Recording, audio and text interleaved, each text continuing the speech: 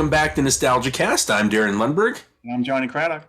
And today we'll be looking at the 1987 buddy cop comedy action thriller Stakeout, starring Richard Dreyfuss and Emilio Estevez, directed by John Badham, who we've talked about before, who's directed some very good movies.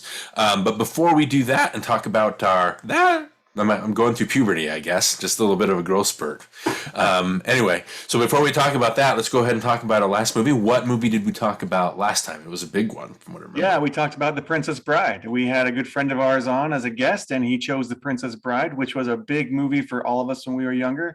A movie that we all had memorized and that we would act out, while walking to and from school and like playing sports. That was just a movie that we always, would jump into. And it's a very, very memorable, quotable movie. Most people I know really enjoy it. And so it was really kind of fun to go back and revisit that one. Yeah, it's a big movie for a lot of people, right? Which is, again, one of the reasons why we want to talk about it. It's like some movies are nostalgic and don't really work as much as they did back in the day. But Princess Bride, there's a reason why people still talk about it. And there's a reason why people keep telling people that haven't seen it that's the greatest movie ever, and that's why we have some people kind of pushing back on that. Again, toward the end of the episode, we kind of shared memories of our own. We shared memories from the cast. We also got some people from Twitter to comment. And again, I just wanted to thank Eric, aka Movie Fan, Cheap Seat Cast, Master of One Ink One, the Lady Juan, the Girly Nerd, Kevin the Critic, who again we've had on before, MV Brat 91, Recasted Podcast, Akira Miyazaki 17, Shanzu 73, AJC Abroad, and Mulligan McNeil. Again, we wanted to thank you guys for your input, and we love that. We love having that shared experience of having everybody chat with us. So feel free to write us about past episodes, and maybe we'll we'll name drop you in the episodes after that, or we'll try to involve you from there. But to find out, though, right? Yeah, absolutely. Absolutely. Okay, so let's go ahead and we'll leave Princess Bride behind, and everybody knows it, so we'll go to maybe a movie that a lot of people aren't familiar with, okay. Stakeout. But before we do that, let's go ahead and watch the trailer. Sounds good.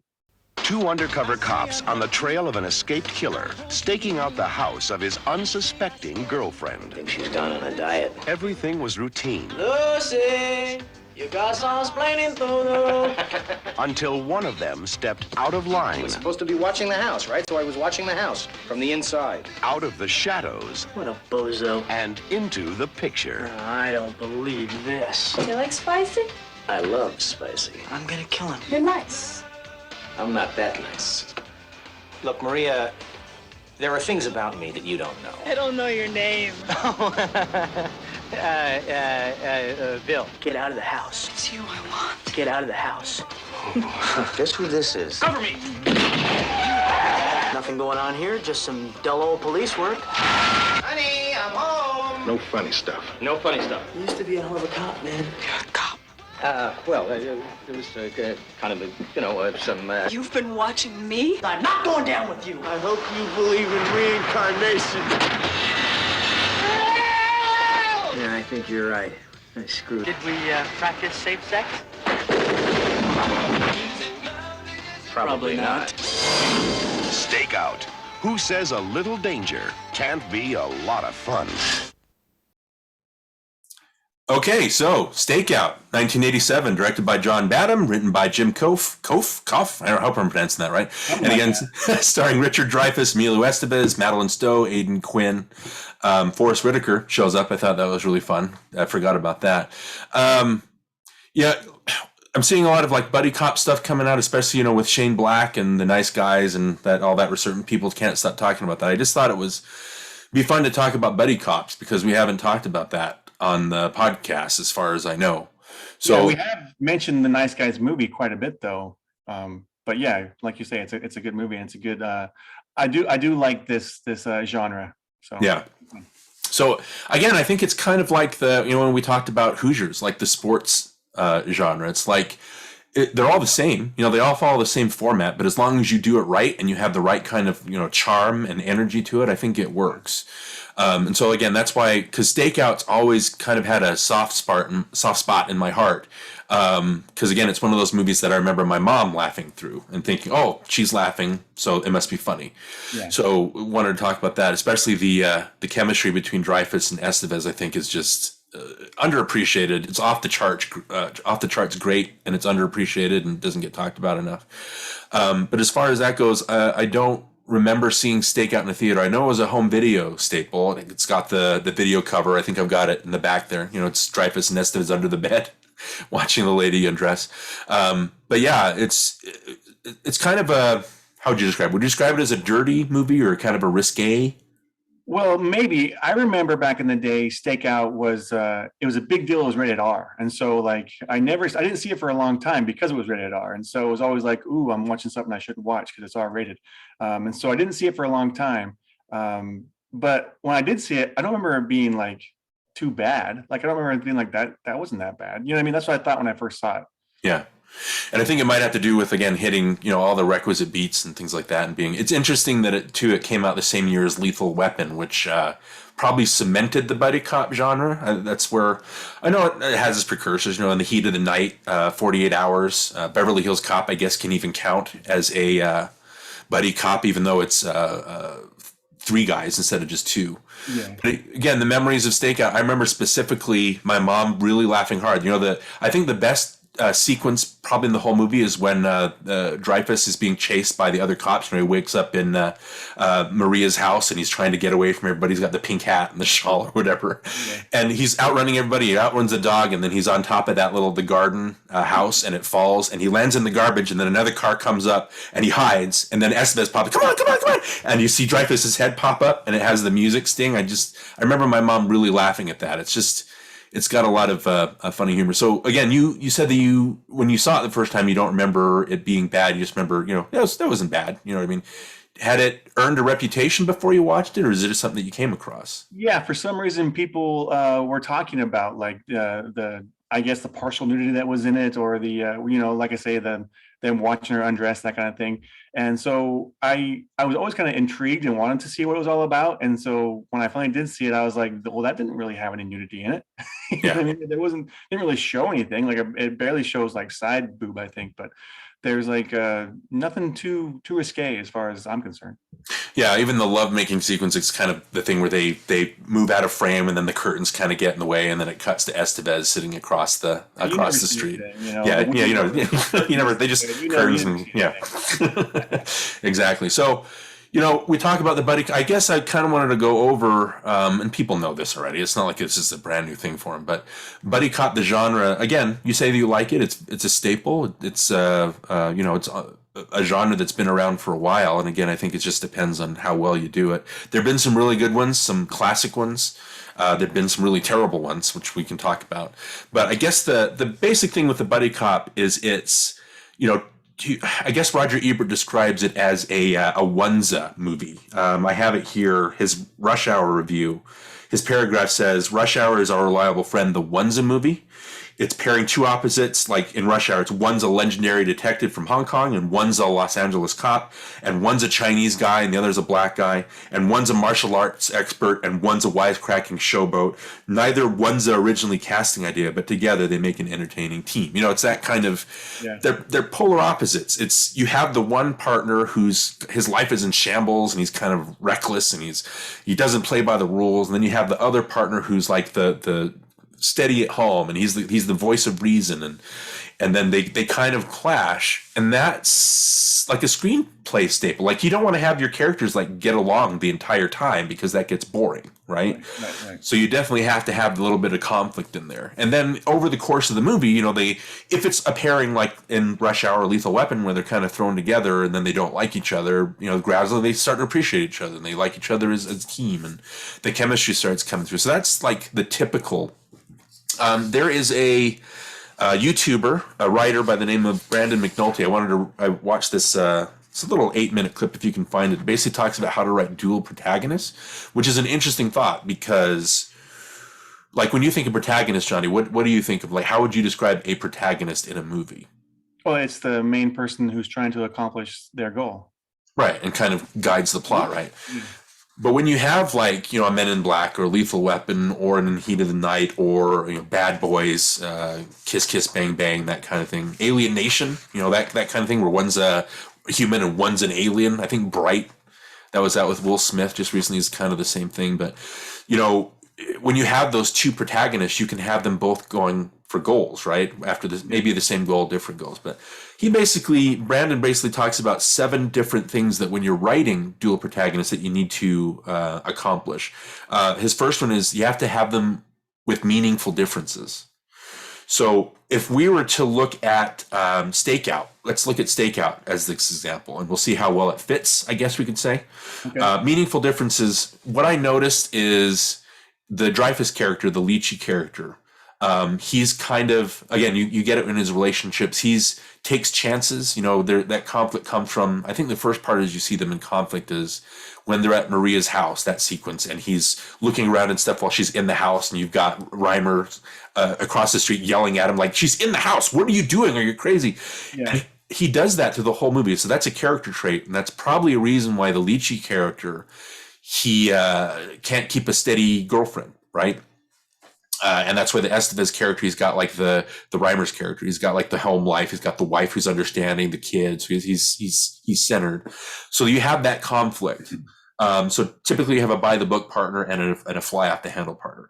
The second thing he talks about, Brandon talks about, is the distancer or a disagreement, which again, we just talked about that. It's their butting of heads, how Dreyfuss keeps taking too many chances and it's throwing Estevez into a loop like, you're causing me trouble. We can't do this, right? What's funny about it is because Richard Dreyfuss, the older character, should be the more grounded, should be the more like, the wiser of the two. And then Emilio Estevez's character is the younger, should be more brazen and more willing to take these chances. But it's reversed in this movie. Yeah. But usually you see the older character, the more wiser one. Right. If you were to take the Lethal Weapon stance, it's the Danny Glover or the Murtaugh character who's the more grounded. Yeah. Okay. So the third thing that Brandon talks about is a unifying goal, which basically means if they're going to be butting heads, at some point they need to both be after the same thing. So it ties together nicely. Right. And in Stakeout, I think it's fairly simple. It's like they want to catch the bad guy. Right. So even though there's conflict, and Lychee is with Maria, and then Reimers is just across the street, and he's trying to keep him like grounded and make sure he doesn't get in trouble. But then you have the Stick character that comes into it, the Aidan Quinn character, and obviously they're trying to catch him. So there's that whole action scene at the end where they're trying to stop him. So that's a unifying goal, right? So again, that fits pretty well in there. Character arcs is the fourth thing. What I mean by character arcs is a character has to be one thing at the beginning and another thing at the end, right? It can't just be. And sometimes that's nice. Like obviously in Lethal Weapon, the Murtaugh character learns to loosen up a little bit and deal with Riggs's violent ways.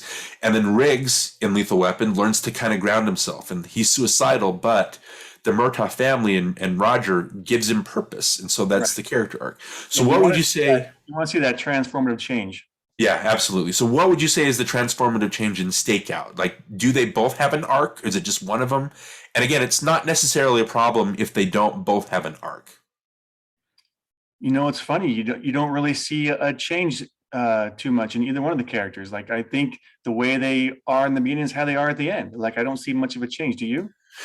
No, a note that I have is like at the end, how they keep making a big deal about if they catch you, like we're both fired, like we're both in big trouble. And at the end, like the captain is basically talking to Lychee and he's like, is there something going on between you and this Maria? And Lychee's like, no, why would there be? And then the captain catches them kissing and all he does is he shakes his head. So I was like, oh, well, I like that there's not really any, because in the typical buddy comedy, that's what would happen. You get into trouble. But I thought it was refreshing in a way that the captain's like, all right, let's just keep this on the quiet side. Like he's used to that kind of thing happening, Yeah. So, I think as far as change, I think the Lychee character, he learns, and then it changes in the sequel, obviously, but he does learn to he falls in love with this woman. It happens pretty quick, but he learns to, he's still a cop and he's still a good cop. So I think maybe, I don't know if that technically counts as a change because he's reckless, but he still gets the job done. Yeah, I mean, he got away with everything he was doing wrong too. Right. God, so he couldn't learn his lesson. Yeah, well, he does come clean with her. He doesn't keep the lie up. The part where her, but the police department, the force, doesn't find out about his mistakes. Right, and they never find out about his partners. Never find out about that either.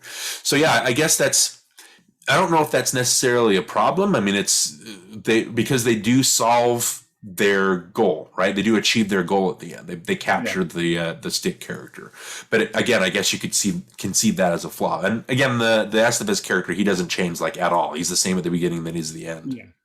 And that's okay. I like his character. And then the fifth thing that Brandon talks about, he talks about structure. And I don't know if Stakeout really fits this, but Lethal Weapon fits this. Rush Hour fits this. The Nice Guys fits this.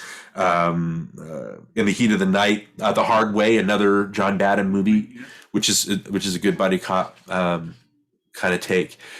They all fit like a certain. Brendan talks about it in quarters. Like there has to be 4 different stages. Like the first stage is they dislike each other, right? I don't want to work with a partner. Like I'm a loner. Like I do this by myself. The second part is, okay, I guess since I'm stuck with you, I have to kind of deal with you. The third quarter is, well, they start to work together and they start to bond, right? And then at the end, there's a moment of trust or sacrifice, that they come to. And so that definitely happens with Lethal Weapon and Rush Hour and all the ones that we're talking about. Do you think that this movie, I don't think it does, but do you see how this movie could fit the quarters? Some of them, yes. I see how some of them, it checks those boxes on some of those, but not I don't really see what was the last one you said? The trust and the sacrifice. Yeah, I don't know. I mean, what did they really sacrifice? I guess Estevez gets, injured. Yeah.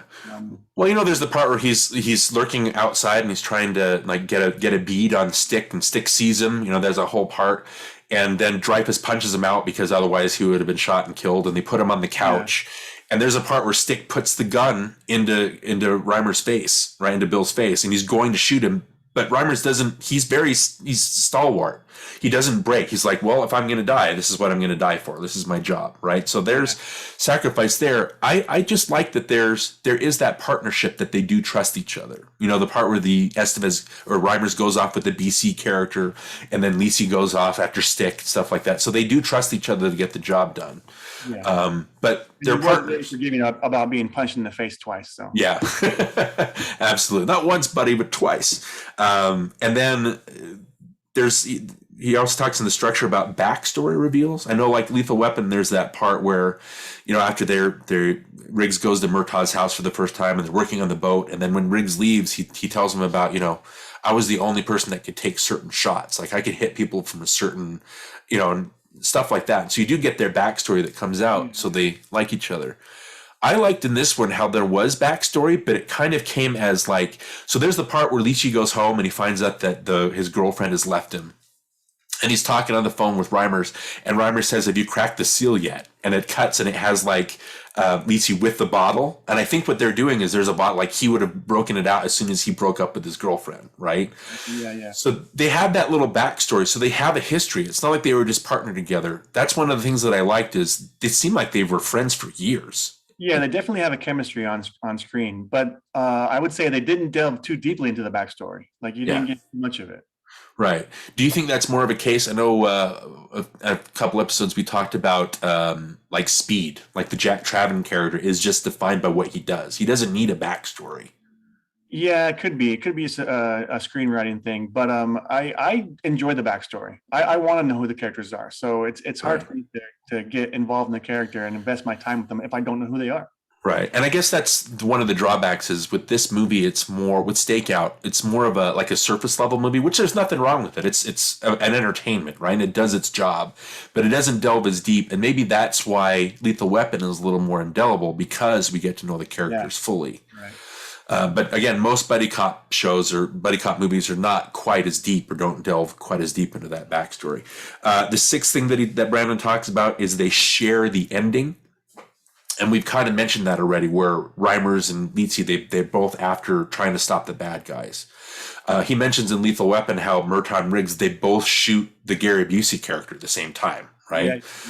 Yeah. You have and stuff like, so they do come together and they have that moment where they're working for the same goal and they achieve it. And again, even though they're after different bad guys, the characters do accomplish their goals, which we talked about. And then the final thing, which this one doesn't do, is Brandon talks about there's two protagonists, but does one of them turn out to be a villain? Is there a twist? And he mentions Training Day as an example of that, where it's the Denzel Washington and Ethan Hawke characters that are after the same goal, but then it turns out that the Hawke character, they turn on each other, right? Yeah.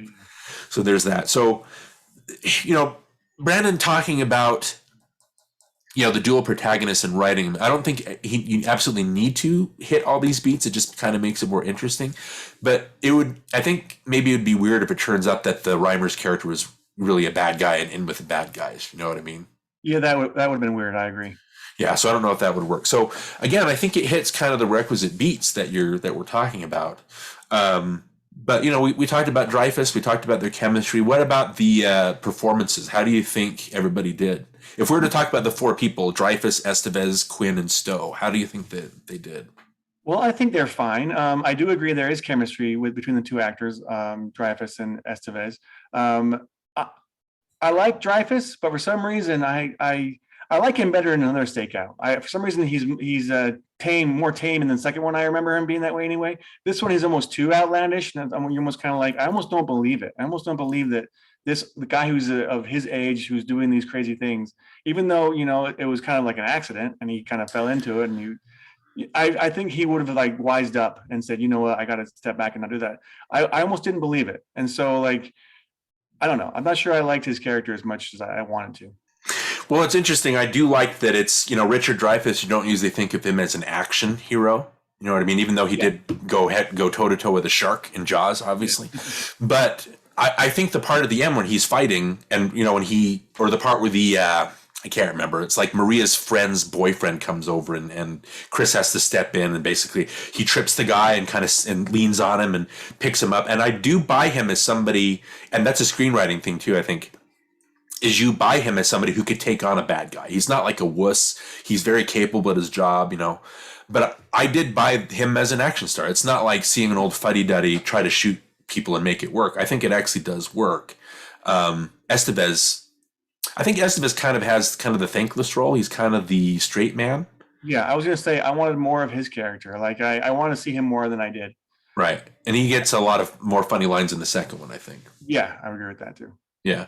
So, but I don't want to dismiss that. I think that their chemistry is just fantastic. It really seems like it just seems like they've known each other for years. You get that a lot of the time when people are kind of put together on screen and they just have a chemistry and it just works. And you can tell, like Russell Crowe and Ryan Gosling, you can tell that they get along off screen, right? And so that translates. It just seemed like, especially the part where it cuts in its morning time, right? And it's, you have Dreyfuss sleeping in the front and there's Estevez in the back and he keeps like leaning forward and flicks his ear and then Dreyfuss says, would you stop that? They have like a brother to brother chemistry that I really bought. Like I can't explain it enough. That's hard to get. I don't know if like Jackie Chan and Chris Tucker had that kind of chemistry. I don't really buy them as a team. They weren't as, enjoyable. And we keep using these examples, but Mel Gibson and Danny Glover, I buy them as they feed off each other and they love each other. You can tell that, and they want to be better for each other. You see that grow throughout the process of the film. It doesn't start right away. It's gradual, and so that's why I think that's such a great example of a buddy cop movie is Lethal Weapon, because of that chemistry that builds.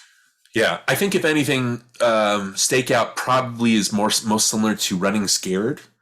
With Billy Crystal and Gregory Hines, where they do start out as partners at the beginning and they're very friendly with each other, almost like family, and there's a little bit of conflict that they have, but there's never anything that kind of, really splits them apart as much. It's just like the screenwritery kind of drama there. But, I don't know, just the way that Dreyfuss and Estevez talk to each other and just the way that, I don't know, I really think that's hard to do.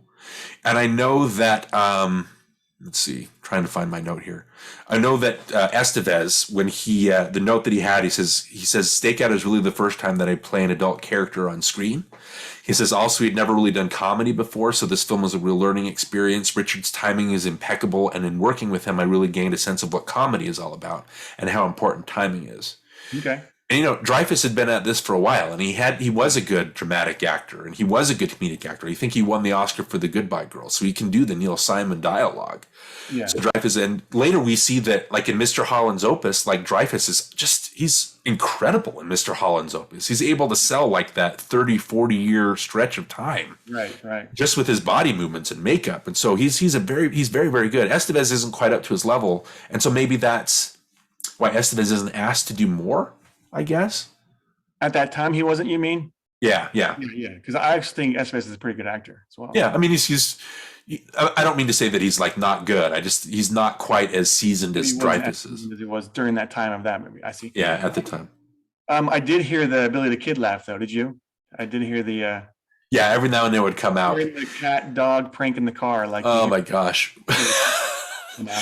Which of the pranks did you like the most? I think I laughed the hardest. Actually, I'll just ask you, which of the pranks did you like the most? And then I'll. I don't know if I had a favorite. I don't know. Maybe the binoculars thing. I don't know.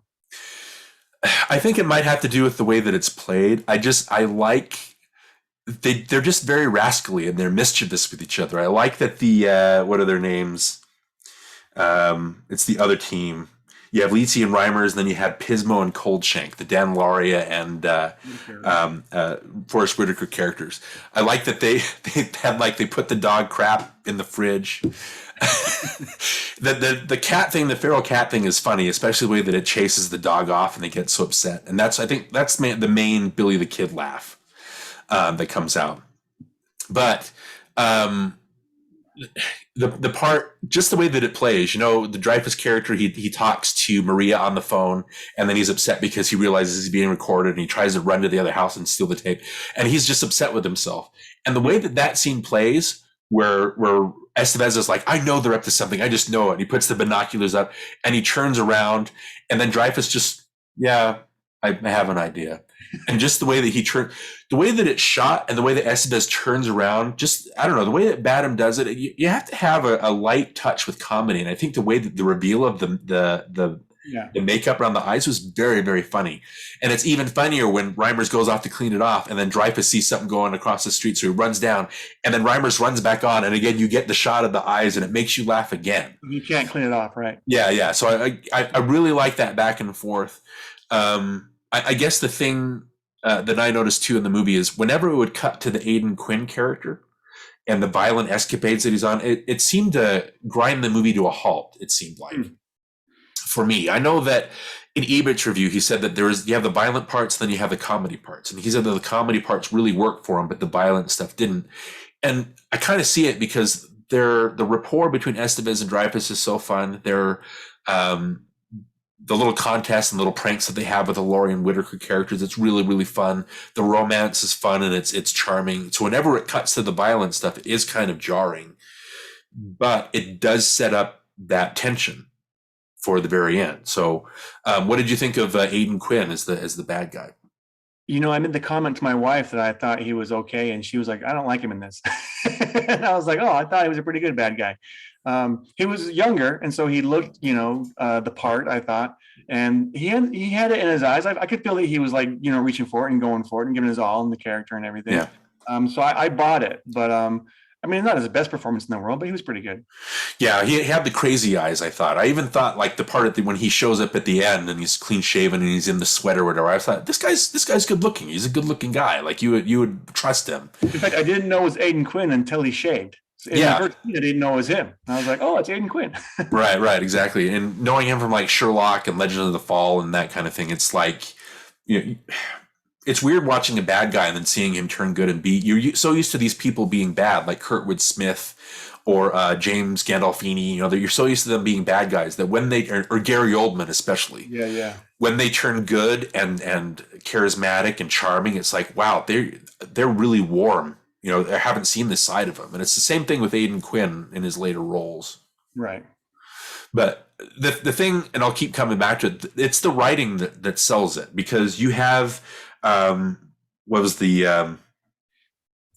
Stick's? Was it his brother or his cousin? Cousin, I think. Yeah. Okay. So what was his name? What was the cousin's name? I can't remember. No, I don't remember either. Okay. Let's see. I want to make sure that, because I hate when I don't get these things right, but it's, let's see. What was his name? It's Ian Tracy, Kayla Reese. It's Reese is the guy's name. Okay. But you have that dynamic where Reese is, he's obviously a criminal, but he keeps, talking to the Stick character, talking about, you don't need to, you didn't need to kill the guy, or you didn't need to wallop the guy or almost kill him, that kind of thing. Yeah. So the way that the writing is, you see that from the very beginning when they're both together in the hospital in the prison, right? And then the Stick character, he beats the guard up. And then unnecessarily, I think he goes at the doctor and he like hits him with the baton and he kicks him and puts him near death, right? So from the very beginning, you do get that the Stick character goes too far and he is violent. Yeah, I wanted to mention something about that scene real quick because like it almost like surprised me that he wasn't willing to let the doctor stitch him up first. Yeah. And he was willing to run away with this stab wound. It was like, you might as well get fixed up since you're here before you try to escape. You know what I mean? Yeah. I know it was all planned, but still you could bleed to death. And you had to escape and ahead of you, and you're not gonna get stitched up first. It was kind of like that was a mistake, I thought. Yeah. Well, the thing with the stabbing at the beginning was I always cringe at that. I'm like, oh, like they almost go too far. They go too far with that whole thing. Yeah. But again, when painting the character that way, when he shows up at the end, he could very well kill Dreyfuss and Estevez and the Stoke character at any point. He's being reckless throughout the movie, but then like when he should get the people who are trying to thwart his goal, or whatever, he's not. He has these like monologue moments, or he has these where he doesn't do it, or you know what I mean. Yeah, the writing needs him to do certain things so the plot can keep going, right? So yeah, I definitely see that. And as far as Madeleine Stowe goes, this is maybe her second movie, but this is her starring role. How do you think she did? I like Madeleine Stowe. I think she's a good actress. She does kind of deliver everything in this breathy kind of way. Yeah. And whenever she would like say a line, it would come out kind of breathy. And I was like, have to jokingly go back to 12 Monkeys, where she's like, a party. I went to a like, this is how she sounds when she talks. And so I like her, but I have a hard time listening to her say her lines because she's so breathy. Right. Let's see. The other note that I have here, let's see, what did I have written down? Is Jim Kof, when he was, he was adamant about the casting of her. The note that I have says he had a very specific requirement for Maria Maguire. He said, it was vital to me to have a Latina, or at least a half Latina woman in the part, because I modeled a lot of the character of Maria after my wife. I wanted to avoid putting a stereotypical star in the role. You know what I mean by that, by putting a white actor and asking her to play like a Spanish or Latina, that kind of thing. I like that they put a Latina actress. So her name is Maria, right? Maguire, she's going to be Spanish. She's going to be Latina. So I like that they put her in there to do it.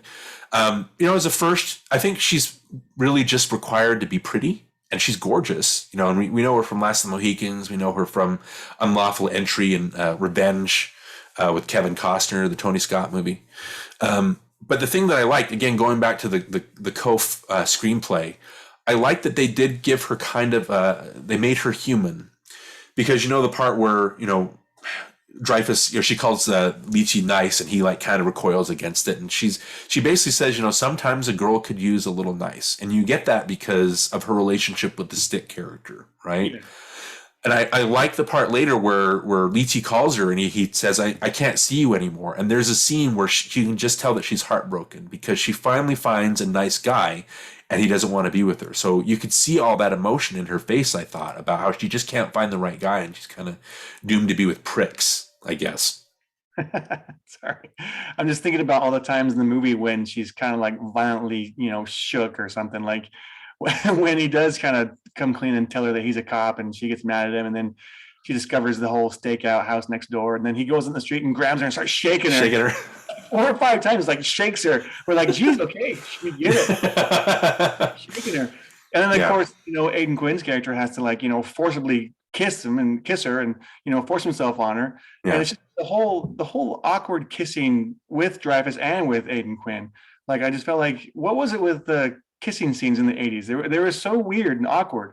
Like, there's a moment where she like almost kisses his ear for some reason. I was like, what was that? That was like, when they like just press their lips and mash their faces together. It's kind of like, that's just how, I don't know, just seems weird. Are there other movies that you can think of that actually have that weird kissing? I mean, a lot of 80s movies do that. Like, I guess maybe because they didn't want to do open mouth kissing, they do like these weird, tight-lipped, pressed. Yeah.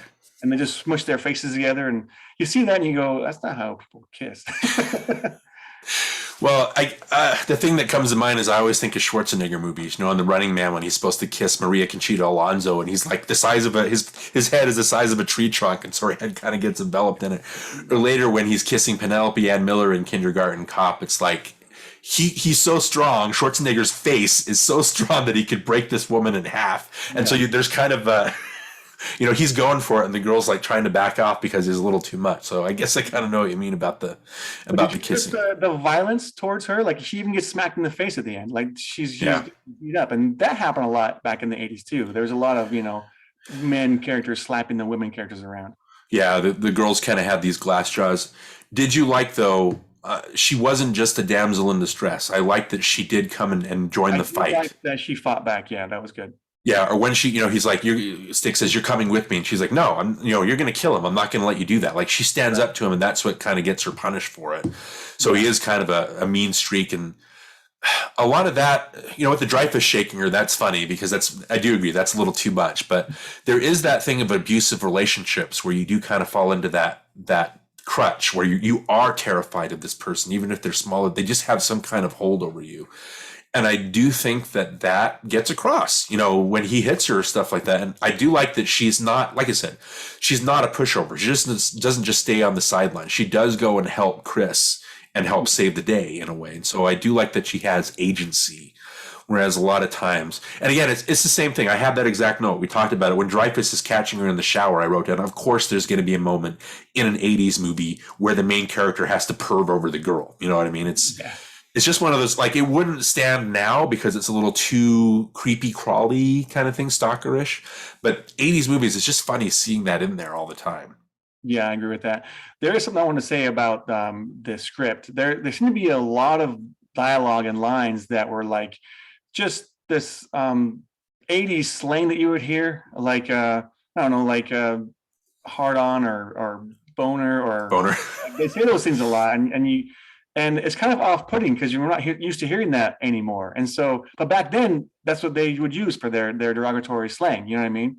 But so to watch a movie like this and to hear those words again, you kind of go, well, that was kind of an old bad word. You know what I mean? Yeah.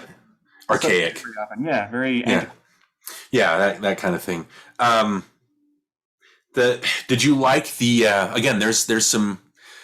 I like the humor in it. It's funny enough that it's a good, fun time. It's an entertaining 2 hours. Like when I sat down, I didn't have it. Like usually it's like, oh, I don't know if I have time. I've got to get to work in the morning. But I was like, I put it on last night and I was like, yeah, this will be fun. I like this movie. I like watching Stakeout. Let's see if I pick up anything new. Yeah. So as a kid, obviously you don't pick up on a lot of stuff. I noticed too, with the writing, that, it has its drawbacks. It's not quite as deep as it should go, and it just kind of hits like the necessary beats and doesn't go any deeper. But I do like that you have the conflict between Dreyfuss and Estevez, where he takes too many chances, that kind of thing. And then, Estevez kind of he bumps up against that and doesn't like him to do that. But then you also have that conflict between the Reese and the Stick characters, where, like we talked about, Reese is like, you're taking too many chances. You don't have to beat these guys up. You don't have to get so violent. So there is a juxtaposition of character work that didn't have to, you know what I mean? They didn't have to write that stuff in there, but they did, and I appreciated it. Yeah. However, I would like to see more of that. Like, I felt like it didn't quite go deep enough for me. Like, I guess I'm more used to watching things like The Wire or The Sopranos, or things that are like super nuanced and super layered. Yeah. And there's all kinds of like there's subtleties in those movies and in those character developments and everything. In this movie, it wasn't quite deep enough for me. It was not subtle. You know what I'm saying? Right. And I absolutely agree with you. I don't necessarily think that that's a problem. It just makes it not as good as those other things you talked about. I'm not sure this movie really needs that. That's the thing. It still got its point across. It still accomplished its goal. So I'm not quite sure it needs all that. Yeah. Again, it's two-dimensional. It doesn't dig deeper. And again, sometimes that's fine. Sometimes you need more of it. And the other thing that I really liked, and I didn't pick up on this as a kid, is there's a part where Dreyfuss and Estevez are having the trivia, like the movie trivia stuff, where they keep asking it just to pass the time, which I did like. I liked the little nuances of how they had to kind of pass the mundanity of stakeouts and things like that, and all the stuff that they did. And so when I was little, the part where he goes, okay, what movie is this from? What movie is this from? And Estevez goes, this was not a boating accident. And Dreyfuss goes, I don't know what that is. And the funny thing is, which anybody knows, that's a line from Jaws. It's actually Dreyfuss that says that in Jaws. Yeah, the backstory is when Dreyfuss and Estevez are goofing off, behind the scenes, in the middle of shooting, they did play a trivia thing. And the thing was, Estevez tried to trick him, goes, okay, what movie is this? This was not a boating accident. And Dreyfuss in real life didn't know where the line came from. That's funny. even though he's the one that said it in the movie. And so they thought that was too good, so they put that in there. Yeah, that's funny. And that is ported over because in this one, it's organic to the story. But I noticed in another Stakeout, which follows the same basic premise, except they throw Rosie O'Donnell in there kind of as the wrench. But there's a part where they're arguing, and Dreyfuss goes, I'll tell you what else I don't like. I don't like the panties hanging on the rod. And he turns and he rips them off of this clothesline that's in the kitchen of the house they're staying in for no reason. And that's a line from the Goodbye Girl, that they're trying to copy. So it didn't feel as organic in another Stakeout, if that makes any sense. The thing that I really liked about the humans, you have some parts that are a little too cutesy. The part with the bulldog or whatever, where they'll cut to a shot of him like reacting to something that's going on, or especially the part where they put headphones on the dog. You remember that part? And they cut to it. Yeah. Some of that's a little too cutesy, but what I really did appreciate, and we've talked about this before, I think, is a lot of the humor comes from the characters. It's not just slapstick or goofball humor. A lot of the funny stuff comes from the characters. The part in the chase where Reimers picks up Leachy and they're sitting in the car and they're, Reimers is looking at him and like this, and goes, so did we practice safe sex? There's that. It does have a lot of those lines that are character based, and they're not really, I don't know. Does that make sense to you? It doesn't, it's very true to the characters, and I always appreciate that in comedies. Yeah, but like I mentioned before, I think for some reason another Stakeout it's lighter and it's easier to watch for some reason than this one. There's not it does the same thing. The Miguel Ferrer character, it keeps cutting away from the O'Donnell, Estevez, Dreyfuss stuff to the Ferrer kind of making his way towards where they are, and Kathy Moriarty's in there and that stuff. So it's PG-13, obviously. The violence in another Stakeout doesn't quite reach the levels of this, because again, that was 6 years after. I think they wanted to try to get more people, get more butts in seats. But I do agree with you. The second one is a little more breezy. It's not as hard to swallow. But again, this is an R-rated action comedy that the violence is supposed to hit a little bit harder. So, but I do agree. It depends on what you want, I guess, what you want out of it. So did you have anything you wanted to talk about with, obviously with Badham, we talked about him with in Short Circuit before. Yeah. And he's indelible from Saturday Night Fever and Blue Thunder. I know a lot of those things. He's been at The Hard Way, which we've talked about. Sure. The one thing that I noticed in this film was the very first scene. What was it, when he was trying to escape from prison? Yeah. And then, of course, the scene in the fish market. Maybe not that one, but the lumber mill scene. They're really dark. And of course, the scenes in the house when they're in the Stakeout house, it's just really dark. And I'm not quite sure if they knew exactly what they were doing with the lighting back then, because now you can watch a movie that's supposed to be dark and still see what's happening. Like, they light it in a way that you can still tell what's going on in the scene, but it's supposed to be a dark scene. You know, even though it's shadowy. Yeah. But this one was just dark, and then you couldn't see what was happening. It was like, well, it's dark, I can't really see what's going on. So that was one of my biggest complaints about the movie. Did you watch it on DVD or did you stream it? I streamed it, yeah. Okay. Maybe it has something to do. I know what you mean about the darkness, but I didn't really have a problem with it. Maybe that's because maybe the DVD is kind of a little bit brighter than the streaming version. And by the way, I can't tell you what a relief it is. This is one of the movies in a while that I've actually had on physical media. And so I can't tell you what a relief it was at the end when the credits started. And I like the Is It Love, the Mr. Mr. song. I like that song. I reached instinctively for the remote because I thought that little notice was going to come up saying, we're going to jump to your next movie. And you have to, like, on Netflix, you have like 10 seconds or whatever so I can't tell you what a relief that was to not have to do that and be able just to sit and watch the credits without rushing. But yeah, I do know what you mean about, sometimes it's pitched too dark. It wasn't just that it was too dark. There was also, like, I'm used to seeing nowadays when in a dark scene, like little hints of light in other, background pieces. Like the set should have a little bit of light hitting a desk or something, or something should be lit somewhere in the scene to kind of make things pop. And it didn't do that in this movie. Like, everything in the background that was there, like the production designer, you couldn't see. So now you can't see what that guy did. You don't know what kind of effort went into that. So you can't appreciate it the way you should if you had it lit correctly. Yeah. Okay. And I did notice too, there are some, obviously 80 movies are hard. We talked about this before because some 80s movies really stand the test of time and others don't. And there were specific shots in this, particularly in the beginning chase where they're after the BC character, who again, very rightly, they introduce him in that scene, and then he comes up again when and that was a funny gag in the police station where, they I guess one guy walked by him and said, hey Chris, and he said, I thought that was pretty funny when he's trying to keep up the facade with Maria, and then obviously they have him come back in the end. That's a very writerly thing. But that first sequence, I did notice when Reimers jumps on the forklift and he drives off, and it seemed like very made-for-TV movie-ish. Yeah. There was a lot of that. I had a lot of fun watching the stuntman and being like, oh, that's a stuntman. Oh, that's a stunt.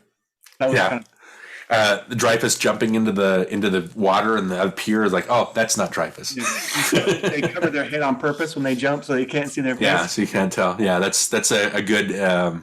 maybe not so much 80s, because I know that Face Off has a little bit of that in there, but it's very old fashioned where you could tell it's a stuntman kind of thing. But it was funny how sometimes they made it like really obvious. Right. But yeah, so were there like any other things you want to talk about with the movie? I think we covered it as a buddy cop movie. We covered like the performances. I did buy the romance, between Dreyfuss and, again, I like the part where he plays like the phone guy and he's talking to her, and Estevez is watching. He goes, "Oh, come on, Maria, how can you resist him?" And I thought Dreyfuss is a very likable actor. Like, I think he's kind of standoffish in real life. I think that's kind of why he hasn't had a lot of roles recently. But as an actor and a presence, he's very fun, and he's light, and he's just easy on the eyes and the ears, I think. Yeah, he definitely has some charisma. So yeah. Yeah. So, was there anything else that you wanted to talk about then? No, I mean, the lighting and the script issues I had, and I just wanted more from the backstories, and I wanted more from the subtleties throughout the movie. Like when I watch a cop movie, I kind of want more of the like The Wire or The Sopranos. I want more of that. I want just more. I just want more. Well, you want to be involved a little more. Yeah. And so it was hard for me to stay invested. So I kept checking out, and I kept having to check back in and go, okay, let's go back to this movie. Let's get back, into it. But because I kept getting taken out, I was like, this is hard to get through. But I still enjoyed it, but I just wanted more from it. Okay. All right. So I think that's everything. Obviously, they're funny lines, and it's something that I definitely want to recommend to people because it is a lighthearted, fun movie. And as far as it goes, for me, and we talked about this, I do think that this is worth remembering. Number one, for the chemistry between Dreyfuss and Estevez. Number two, for, like you said, it gets the job done. It does what it needs to do, right? It doesn't, and like you said too, it doesn't need all the things. It doesn't need to be deep. It's just, that's what keeps it. It's a good movie, but what keeps it from being a great movie is the deep dives into the characters and the backstories and the nuances, like you talked about. But like we said too, it's not every movie needs that. I think I talk about like 3-star movies versus 4-star movies, which I don't really rate movies, but a 4-star movie will do that. A 4-star movie will change your outlook. It'll challenge you. It'll be something that you've never seen before. A 3-star movie like this, it doesn't dive deep, but it does make you laugh. It does make you buy the relationships. It hits all these little screenwritery things that they're there and they're good enough. They're just not great. You know what I mean? And so as far as buddy comedies go, this is one that's underappreciated because, people remember it as not being that good or just being kind of light on its feet. But Dreyfuss and Estevez don't get talked about as much. And I really think when you sit down and watch this movie, if you haven't before, that's something you can definitely enjoy. So it's definitely worth remembering for me. Yeah, I'd agree with you. Worth remembering. I think there is chemistry in this movie, and I do like where it goes in the next one. I like how their chemistry it gets better in the second one, in my opinion. Especially, they're back and forth. And I hear there's going to be a third one, maybe. Is that right? Oh, I don't know. I haven't heard anything about that. But I think Michael Keaton, they just announced that he's coming back as Beetlejuice again. So, really? So I wouldn't put it past anybody having them come back. So, worth remembering, but I still think it could have been better. It could have been deeper. Yeah, definitely that. And again, you don't necessarily need that with every movie, but it is nice when you do have the kind of the deeper dives into characters, things like that. So again, if anybody listening to this hasn't seen Stakeout, by all means, check it out. Where did you stream it from? Amazon Prime, I think. Okay. And by the way, I did read up on the language in it, and it said there was going to be 17 F words, and I counted maybe like 10. Okay. Yeah, it wasn't. When you read reviews and stuff like that about being like edgy and like risque and things like that, it's R-rated definitely, but it's not as risque. It's not even as risque as The Nice Guys or Kiss Kiss Bang Bang. You know what I mean? Yeah. It's not quite there. So yeah, definitely something that I recommend. So maybe it's a little bit obvious as an outro topic, but I thought since we're talking about buddy movies, let's talk about maybe having we'll name our top 3 buddy pairings, buddy cop pairings. Okay. And again, buddy cop, the genre, it basically says that they have to be cops, but I don't necessarily think that's true as long as because it's the rapport and the kind of the formula that it follows. One cop and one criminal, Yeah, and so that does count. So why don't we come back with our top 3 buddy cop pairings, and then we'll see where that discussion goes. All right, sounds good. And welcome back. So as we usually do, we take a little break before we come back and do our outro, and there are sometimes that we think of things that we didn't talk about before. I noticed that we didn't talk about Emilio Estevez's mustache. I know that we talked about him wanting to be like an adult, and I don't know. I've got some feelings about that. What did you think about Estevez's mustache? How did you think of that at performance? Well, I'll say this: I think he looks better without one. But I do think Dreyfuss has a good mustache though, and his face looks good with one. So it's kind of funny I would rather have seen him not have it and be that opposite, like we were talking about. You're gonna have the opposite thing, one with, one without. So, but I mean, it's fine. It's kind of cheesy, but it's fine. Yeah, I mean, they both had mustaches, right? I mean, that was kind of. Yeah, I mean, maybe it's a thing. I don't know. Yeah, that was strange. Anyway, I just wanted to mention the mustache again. But like we talked about before we concluded the meat of our discussion, the buddy cop genre is kind of, it looms large. We have a lot of our favorites. We have a lot of ones that don't work. So like we usually do, I wanted to talk about maybe our top 3 favorite not maybe our favorite buddy cop movies, but our favorite buddy cop pairings, like as far as chemistry goes. Sure. So the first one I wanted to mention Whoopi Goldberg and the Tyrannosaur and Theodore Rex. Really? No, I'm just kidding. That's that's probably one of the worst ones. I know that we talked about like the onesie movies and things like that. One of the things we didn't mention too is when they kind of exhausted like the white character, the black character, stuff like that, they went and started pairing like actors with dogs. So you had like Tom Hanks in Turner and Hooch. You had Jim Belushi in Canine. Yeah. You had Chuck Norris in Top Dog, where he hunts down Nazis with the dog. There's a movie now with Channing Tatum called Dog. Yeah.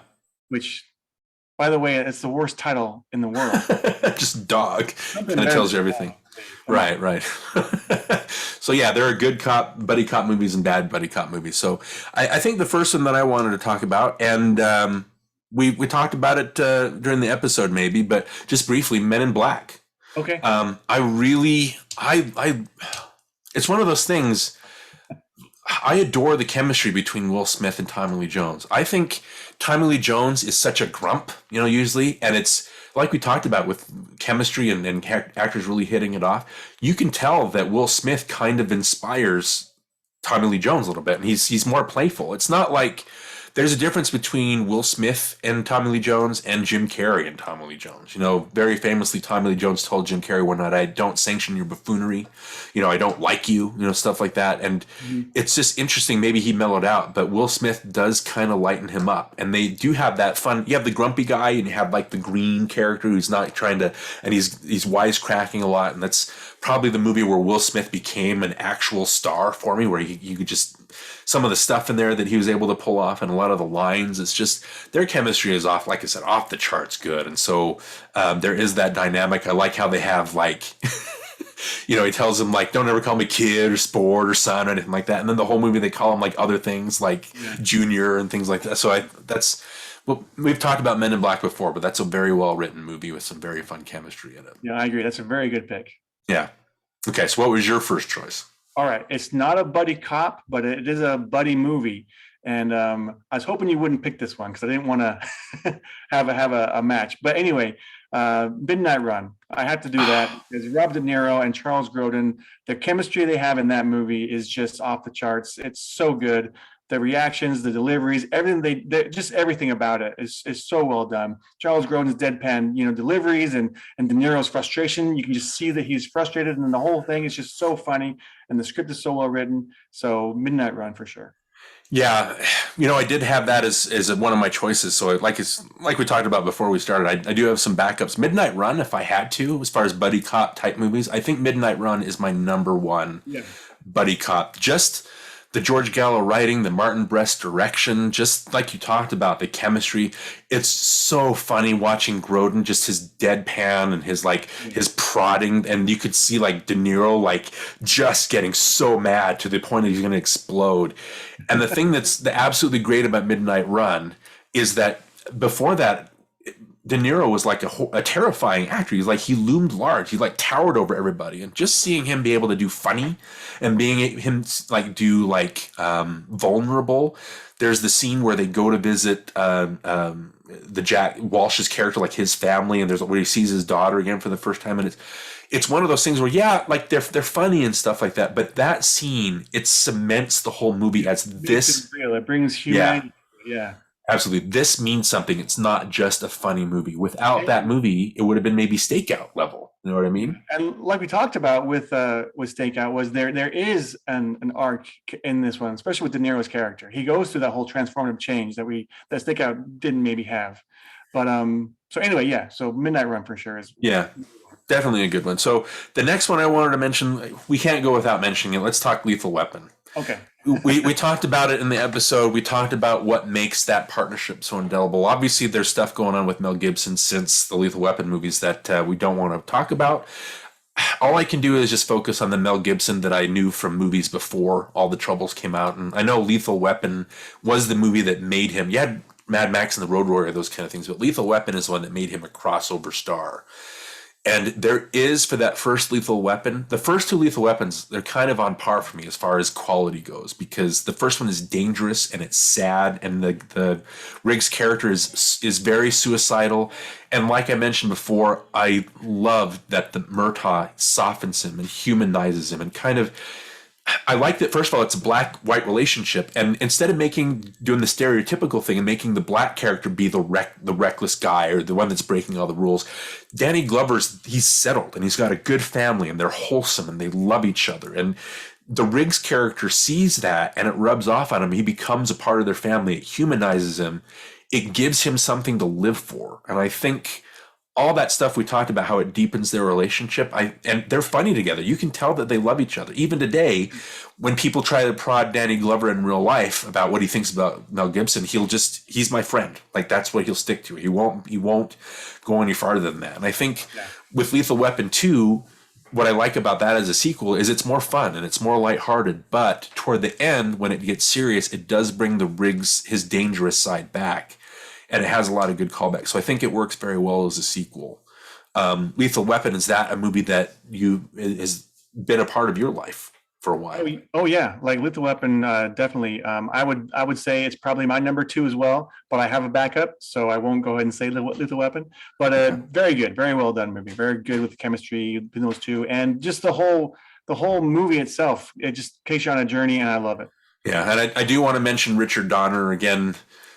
Richard Donner is a director, other than Spielberg, he was a director that really stood out for me as a kid. I know I've talked about it before with Jaws. That was the movie where I was like, what is this? Like, why am I feeling this way? Why am I terrified? Why am I involved? Who directed this? Who made this movie? What is direction? And so Spielberg is the name that I first associated with movies. And then I think Richard Donner is the second, after seeing Superman the movie and seeing Christopher Reeve fly for the first time and just thinking movies can do anything. Like, I'll believe anything a movie can do if they can do this. And so I do want to mention Richard Donner. His death did kind of hit me hard because he does mean a lot to me as far as his movies go. Lethal Weapon's definitely one of those. Okay. Well, staying with the same vein of Lethal Weapon, I'm going to pick Nice Guys because again, the dialogue is so well written, and the chemistry between those two on screen is also just off the charts. I think Ryan Gosling had me cracking up the whole movie. I don't know what it was about that. Oh man, yeah, he was so funny in that movie, and I want to see more of that from him. But Nice Guys is my number 2. Yeah, and like I think I mentioned that too in the episode. Gosling, Russell Crowe can be seen as kind of a grump and kind of a mean-spirited. he's, you see him in Oscar clip stuff like that, and they try to joke around with him, and he just stares like he comes across as the gruff, humorless guy. So just to see, and especially seeing them in real life, you can tell Gosling gets to him, and he just enjoys his company, and so that comes across very well. You could do as a backup Kiss Kiss Bang Bang if we're talking Shane Black. Yeah, you right. know? Yep. The Downey Kilmer relationship is really funny, but and I do like Kiss Kiss Bang Bang quite a bit, but Nice Guys, which we have mentioned before, and which we did see in the theater together, excuse me, it's more nuanced, it's richer as an experience, and so that's definitely a good choice. So for my last choice, again, there's so many of these movies that have so much good chemistry. We could obviously talk about 48 Hours with Eddie Murphy and Nick Nolte, but their relation, that movie is more. I really don't like the second one, but the first one is a very it's about something. It's about racism. It's about like relationship. It's about identity, things like that. So that hits hard, but it's to me, it's not as enjoyable. You don't really love hanging out with Nolte and Murphy as much because they're more of a meaningful. They're trying to get a meaning across. So we can talk about that. We could talk about like In the Heat of the Night. We could talk about again The Hard Way. I really like the James Woods Michael J. Fox relationship and chemistry. And Bad Boys we can talk about. Last Boy Scout again with Shane Black. But obviously buddy cop movies are ripe for send-ups, and there's a lot of fun things you can do with them. So I just wanted to mention the last one. They're not the main focus of the movie, but Samuel L. Jackson and Dwayne Johnson in The Other Guys. Okay. So funny. That movie is, you have a movie that you don't think maybe I shouldn't like this, but it's just so funny and it's so entertaining that you end up liking it. The Other Guys had belly laughs. Like when I think of movies that make me laugh really, really hard, I think of The Other Guys, one of the first, because the humor is just so funny. And again, the way that the Jackson and Johnson characters, again, they're parodying the 48 Hours, they're parodying Lethal Weapon. They're like so like gruff and so heroic, and they're causing so much damage, but still everybody loves them. And just the part where they think they're so tough and they jump off of the building trying to aim for the bushes. And that shot, Adam McKay, where he keeps like the shot going for so long that you think they're going to make it. And it keeps going and going and going. It just keeps getting funnier. And finally, when they splat on the ground, it kills me. Like I just die laughing every time. That's something that's again, there's chemistry, but there's a way that they're able to play on our knowledge and our memories of buddy cops. I just so funny, even though they're in it for just the beginning of that movie. And again, Will Ferrell and Mark Wahlberg do have a fun chemistry too, and there's a lot of bounce back, and so just a lot of fun stuff in that movie. That's a good send up. Okay, well, I'm going to go the other direction. I'm going to go a little darker. Brad Pitt and Morgan Freeman in Seven. Okay. I think their on-screen chemistry is also there, and I think it also has the opposites. One's the rule breaker, and one's the rule follower. And but they work together. They solve the problem in the end, and they come together, and they have those the character arcs. Sorry. Yeah. And so I think Seven is even though it's darker, it's not quite as fun as the other guys. It definitely has that duo, on-screen chemistry that you need for those kind of movies. Yeah, we talked about Seven before. I think the Fincher direction and the performances, they give that movie an extra oomph. Like the screenplay, I don't think is the greatest screenplay. I think if you've ever seen a movie before, you know exactly where it's headed. Right. When the Paltrow character is talking to Freeman about how she's pregnant, you know exactly what's going to happen. Yeah. It is a B movie, but Fincher gives it the A treatment. Right. And there is a lot of meaning, and so yeah, great pick. And they do have great chemistry, but it's kind of like the darker side of Riggs and Murtaugh. It's like they do learn from each other, but it's to solve a series of gruesome serial murders. Yeah. so yeah, definitely Seven's a good choice. So yeah, what were yours again? I forgot. So my top three, I had Men in Black, not necessarily in order. Men in Black, I had Lethal Weapon, and I had The Other Guys, Samuel L. Jackson and Dwayne Johnson. What were your three? I had Midnight Run, The Nice Guys, and Seven. Okay, so all again, very good choices. That's just the tip of the iceberg. There's so many good buddy cop stuff. Even the Rush Hours, I do get a kick out of that. It's fun seeing Jackie Chan. Chris Tucker is fun in spurts, I guess you could say. So yeah, definitely a lot of good buddy comedies out there. So again, Stakeout. If you haven't seen that, check it out. If you haven't seen Lethal Weapon, or obviously a lot of people who listen to this have seen Seven. If you hadn't seen Midnight Run, go check these things out and you'll have a great time. So Yeah, for sure. okay, so what movie were we covering next? Well, next time we're going to have another guest, and my wife, she joins us quite often on this show, and she's a film nut just like we are, and so she's always talking about it. Plus, she edits our YouTube videos, so she gets to give her opinions as she's doing it, and so she wants to join us again. So we're going to talk about the movie Clueless, which is a big movie for her when she was growing up. 1995, right? Amy Heckerling, Alicia Silverstone, and Paul Rudd, who doesn't look like he's aged a day since 1995. Emma adaptation, Jane Austen. So absolutely. Yeah, let's talk about that. Clueless. Okay, and that maybe we'll get a little more listener base. Listening to that. So again, thank you guys for joining us for Stakeout. In the comments, feel free to give us your top 3 buddy cop movies, your top 3 buddy cop pairings, things like that. We'd love to hear from you guys. We want to hear more experiences, and instead of just me and Johnny kind of talking at each other and hogging the spotlight, we do want to have more kind of input from you guys. We'd love to hear from you. Feel free to comment. But until next time, I'm Darren Lumberg. And I'm Johnny Craddock. And we'll catch you guys next time on NostalgiaCast.